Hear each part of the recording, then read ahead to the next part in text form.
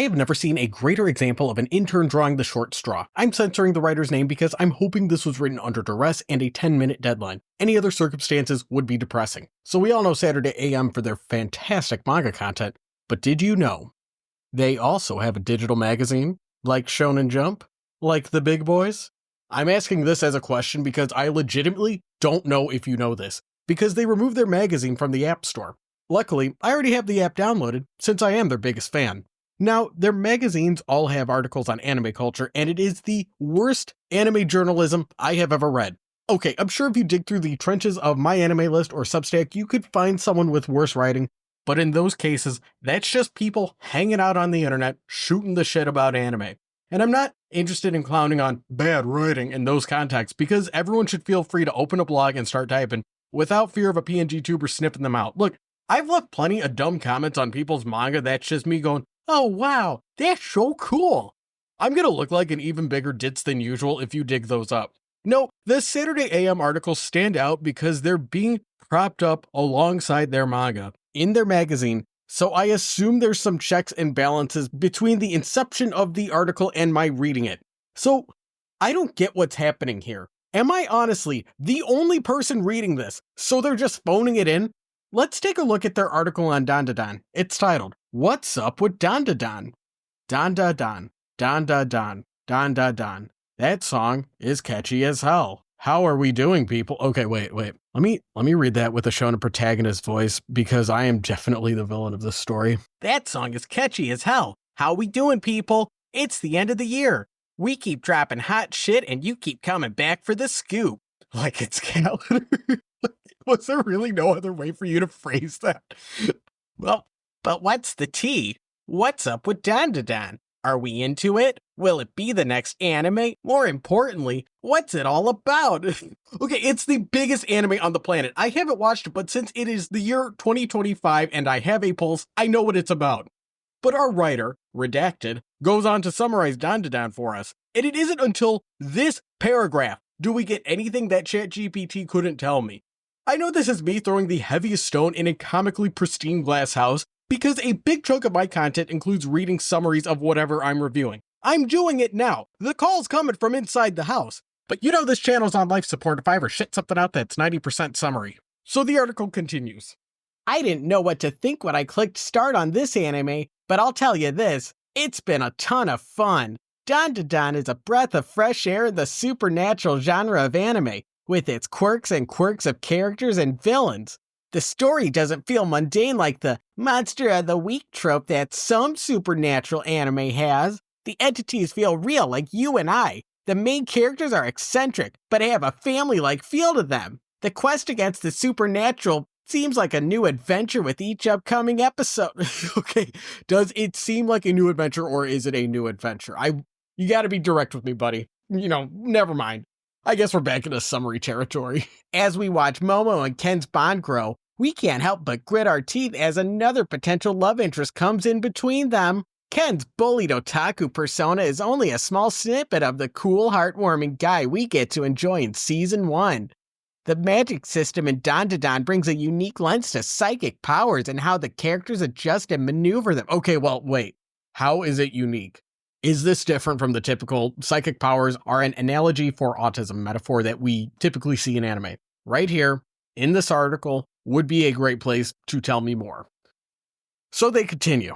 The art style accentuates the mystic allure of DanDaDan, bringing out the true oddities between our favorite duo and the world that encumbers them. Okay, but can you actually say something about the art style? You couldn't trim some of the summary and leave a little more word count to give your personal take on the art style? Or hell, did you really have to have all of these pictures cluttering it up? Is this a school project? Like, Jesus Christ, this is professional. So the article asks us, what do you think of DanDaDan? Is it hot or not? It feels like Twitter engagement bait. Like you're posting an opinion for people to reply to so you can get a crumb of traction. But where's the comment section so I could see if I think DanDaDan is hot or not?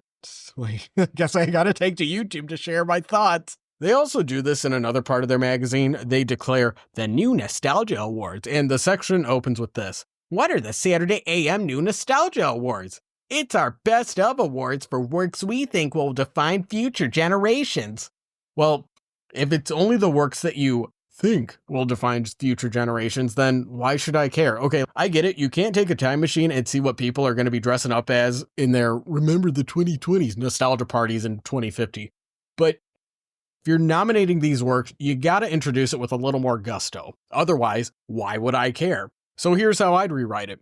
Introducing the Saturday AM New Nostalgia Awards. These are the works so huge, so influential, we'll be talking about them for years to come. Do I know if that's true? Doesn't matter. But I feel lubed up to hand out an award after saying that. Now, we could criticize Saturday AM's picks all day, which, by the way, I have a real bone to pick with the way they're framing the Sonic movies.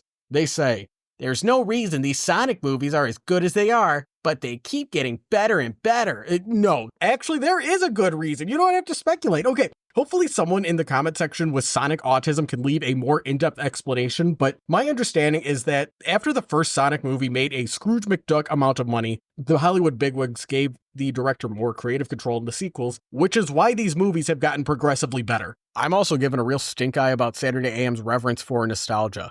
Their brand is named after the nostalgic concept of Saturday AM cartoons, which is one of the least manga things around. So instead of backing off the nostalgia dick writing, they're just repurposing their concept of nostalgia to be roughly manga shaped. And manga is an art form that's constantly evolving, and the fun for me is existing with it in the moment. The way they're approaching manga feels very opposed to what I personally get out of it.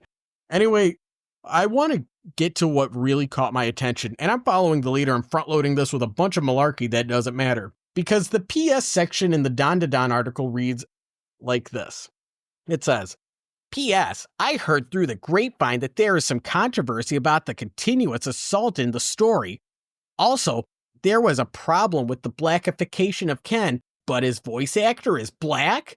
Go touch some grass. But those are two other fish to catch on another day. See y'all in the next one. Okay, this should be the only thing you're talking about.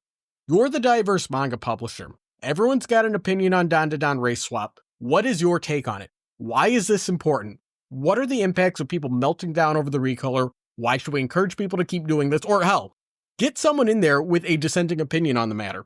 The DanDaDan recolor issue should be 100% of the article. Why should I wait another day when this is going to be old news by the time you spit out another magazine in 2 months? Just think if this article was instead an interview with the original artist that made the big meme drawing. People would want to read that. If you can't get that artist, find someone that does other black anime reimaginings. They're going to have a lot more nuance and insight into this. There's a lot of artists who have drawn a black Sailor Moon. Ask around. I promise you can find someone.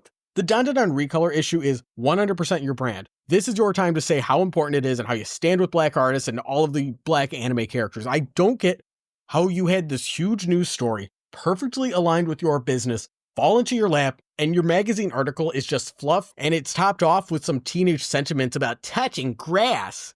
And BT Dubs, White Manga's video on the topic was not much better. You want a good workout? Do a push-up every time he says, so in a way. Although I was too blinded with rage that I didn't get my member shout out in that video to really break down a response to it. So that's what this video is really about. It's another chance for me to vent about how thoroughly upset I am that Senpai is not noticing me. Senpai, please notice me.